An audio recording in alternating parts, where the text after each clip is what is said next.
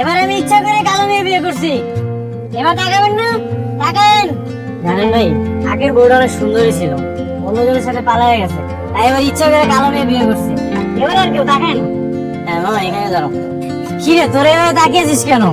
মুখটা বন্ধ কর, নাহলে তো মশা চলে যাবে। কি রে, কি খবর তোর? খবর তো খুব ভালো। তোদেরকে বলেছিলাম না আমি আরেকটা বিয়ে করবো। এই যে আমার নতুন বউ। সবকিছু ঠিকঠাক আছে? হ্যাঁ, সবকিছু ঠিকঠাক আছে। হ্যাঁ, কি বলিস সবকিছু ঠিকঠাক আছে? দেখতে পাচ্ছিস না আমার বউ কালো? হ্যাঁ, একটু তো কালো। তো সেটা বলবি না যে আমার বউ কালো? এবারে ভাবি সামনাসামনি দাঁড়া আছে তো, তাই সরাসরি করে নে, যদি মন খারাপ করে। তোরা না মানুষই চিনতে পারিস না। আমার বউ হচ্ছে পুতুলের মতো শান্ত, ওকে আমি যাই বলি না কেন মাইন্ড করে না। তাহলে তো খুব ভালো। এমনি এমনি কি আর আমি কালো মেয়ে বিয়ে করেছি? হ্যাঁ, ওকে আমি যা ইচ্ছা তাই বলবো, যেখানে ইচ্ছা সেখানে নিয়ে যাবো, কেউ কোনো নজরই দিবে না। কেন? কালো মেয়ের দিকে কে নজর দিবে? তুই কোনো কালো মেয়ের দিকে নজর দিবি? তুই কোনো কালো মেয়েকে বিয়ে করবি? না না, কালো মেয়ে কেন বিয়ে করবো? দেখেছিস আমার কত বুদ্ধি, আমি বুদ্ধি করে কালো একটা মেয়েকে বিয়ে করে ফেলেছি। জিতেছি না? হ্যাঁ দেখেছিস। শোন, মহল্লার সবাইকে বলবি সুজন আহমেদের প্রথম বউ চলে গেছে তো কি হয়েছে, দ্বিতীয় বিয়ে করে সে জিতেছে। মনে থাকবে কথাটা? হ্যাঁ মনে থাকবে, মানে 100% মনে থাকবে। বউ চলো তাহলে আমরা ওদিকে যাই। তাহলে থাক। হ্যাঁ, কুচকুচে কালো মেয়ে একটা বিয়ে করছে, তাও আবার গর্ব করে না। তোমাকে যে ওদের সাথে পরিচয় করে দিলাম, তুমি খুশি হয়েছো তো? হ্যাঁ। Very good. তোমার মতো কালো মেয়ে বিয়ে করে আমি যে কতটা খুশি সেটা মহল্লার সবাইকে বলতে হবে। চলো। কোথায় যাব? বাইরে তো অনেক রোদ পড়েছে। চলো না এখন চলে যাই বাসায়। রোদ তো কি হয়েছে, তুমি তো এমনিতেই গেল, তোমার তো কোনো সমস্যার কথা না। আচ্ছা আচ্ছা, কোথায় যাবেন বলেন? হ্যাঁ, ওই সামনে যে একটা রিক্সা নিতে হবে, আসো।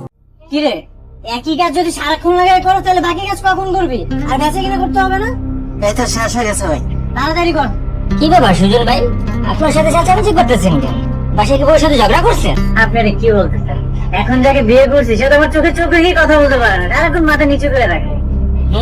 তাই তো শুনলাম, গ্যারান্টি দেওয়া বউ, এমন বউ ভাইগে যাওয়ার চান্স নাই। একদম ঠিক শুনছেন, আমার বউকে তো কেউ পটানোর চেষ্টা করবে না।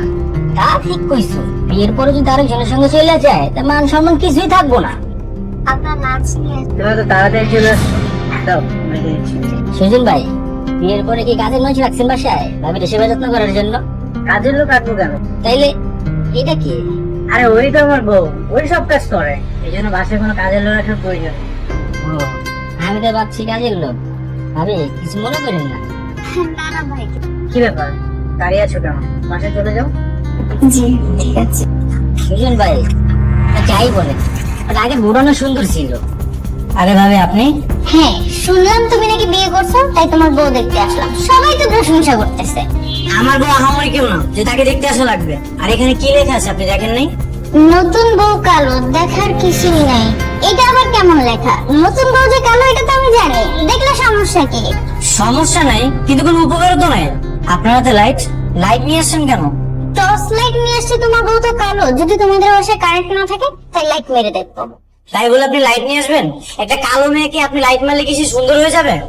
তোমার বউ যে কালো এটা তো আমি জানতাম, কিন্তু তোমার যা ব্যবহার, তোমার ব্যবহারে তোমার বউ দেখার ইচ্ছা আমার নাই। হ্যাঁ জান। আর যদি কেউ আসে তাহলে তাকে বলবেন এই লেখাটা পড়তে। নতুন বউ কালো, তাকে দেখার কিছু নাই। জান, সবাই জানে যে আমার বউ কালো, নতুন একটা কালো বউ বিয়ে করেছে, তারপরে দেখতে আসা লাগবে। যত সব। আমি মীরা, আমাকে দেখে ভয় পাওয়ার কিছুই নেই। তুমি তুমি এখানে অন্ধকারে পেতির মতো বসে আছো কেন? হাই একটু হলে তো আমি হার্ট অ্যাটাক করতাম। আমি তো আপনার সামনেই বসেছিলাম, আমি বুঝতে পারিনি যে আপনি আমাকে দেখে ভয় পাবেন। তুমি তো এমনিতেই গেল, তার উপর আবার অন্ধকারে তুমি বসে থাকবা, লাইটের সামনে বসতে পারো না? আপনাকে একটা কথা বলি। বলো। আমি জানি আমি কালো, কিন্তু সব সময় তুমি কালো বলার কারণ কি? আমি কি কখনো অস্বীকার করেছি আমি কালো নই? আচ্ছা, এখানে সমস্যার কি আছে বলো? এই যে আমি যে সুন্দর, আমাকে যদি কেউ সুন্দর সুন্দর বলে তাহলে কি আমি মন খারাপ করবো? বাস্তব তো তোমাকে মেনে নিতে হবে। আপনি এভাবে বলেন, আমার খুব কষ্ট হয়। এখানে কষ্ট কেন নিবা তুমি? বাস্তবতা তুমি কষ্টের জন্য পরিবর্তন করতে পারবে না। আচ্ছা, তুমি যে কালো, এখানে তো আমার কোনো সমস্যা নেই, আমি তো তোমাকে বিয়ে করেছি। হ্যাঁ করেছিলাম, কিন্তু সারাদিন যেভাবে কথা শোনা আমার খারাপ লাগে। মন খারাপ করে কষ্ট পাওয়া যাবে না, পৃথিবীতে তো নিজের নিয়মে চলবে, সুতরাং তোমাকে বাস্তবতা মেনে নিতে হবে। মেনে নিয়েই তো সংসার করছি। আপনি সারাদিন আমাকে কত কথা শোনেন, আমি কোনো উত্তর দিই না, মাথা নিচু করে দিই। এটাই করবা। মা, এটা তুমি কি করছো? ঘর ঝাড়ু দিচ্ছ কেন? বৌমার শরীরটা ভালো না বাবা। এটা কেমন কথা? তুমি বয়স্ক মানুষ, তুমি অসুস্থ হওনি আর ও অসুস্থ হয়ে গেছে? আচ্ছা, রোগ কি মানুষের বয়স দেখে আসে? আজকে শরীর খারাপ, কালকে ভালো হয়ে যাবে। ও নিশ্চয়ই কোনো বাহানা করছে। কোনো বাহানা করছে না, সত্যিই বলছি বৌমার শরীরটা ভালো না বাবা। তুই তোকে নিয়ে ডাক্তারের কাছে যাও না। ডাক্তারের কাছে নিয়ে যেতে হবে? আচ্ছা আমি যে দেখছি। সুজন, আমাদের বাসায় একটা কাজের লোকের দরকার রে। আগে তো আমাদের বাসায় কাজের লোক ছিলই। মা এটা কি তোমার বুদ্ধি নাকি মীরা তোমাকে এগুলো শিখিয়ে দিয়েছে? আচ্ছা, ও কেন শিখিয়ে দিবে? হ্যাঁ, কোথায় কোথায় এত সন্দেহ করিস কেন মেয়েটাকে? কি শুরু হয়েছে তোর বলতো? আর বলতে হবে না, আমি বুঝতে পেরেছি। কিছু না, কিছু হলেই মীরা, কিছু হলেই মীরা। অসুখ ধরে গেছে এক শেষ। মীরা, তুমি নাকি অসুস্থ, এই জন্য আমার মাকে বলেছো কাজের লোক রাখার জন্য? কই না তো, আমি তেমন কিছু বলিনি। তুমি নাকি কাজ করতে করতে অসুস্থ হয়ে গেছো, সেই জন্য নাকি তোমার কাজের লোক রাখবে? না না, শুনছি। আমি এ কথা মাকে কেন বলবো? আমি তো মাকে বলেছিলাম আমার শরীরটা একটু দুর্বল লাগে। এভাবে শুয়ে থাকলে চলবে? কাজকর্ম করো, তাহলে তো তোমার দুর্বলতা শেষ হয়ে যায়। এই, আমি বললাম না বৌমা অসুস্থ, তুমি তাড়াতাড়ি বৌমাকে নিয়ে ডাক্তারের কাছে যাও। না মা, কি ব্যাপার সুজন? কথা কানে ঝুঁকে না, তোমার কোনো পা হইবা। ঠিক আছে, তুমি রেডি হও। তুমি তো ভাবো আমি তোমার কোনো খেয়ালই রাখি না, অথচ দেখো তোমাকে কিন্তু আমি ডাক্তারের কাছে নিয়ে আসলাম। ডাক্তারের কাছে নিয়ে যান, ফার্মেসিতে নিয়ে গেছি। তোমার যে সমস্যা তাতে দু একটা ওষুধ খেলে ঠিক হয়ে যাবে।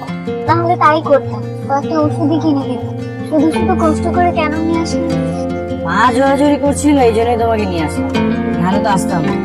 আর তোমার ওই অসুস্থ শরীরে বাইরে আসা লাগলো। আচ্ছা তুমি কি একা একা বাসে যেতে পারবে? তাহলে আমি সামনে আমার দোকানে নেমে যাবো। জি, পারবো।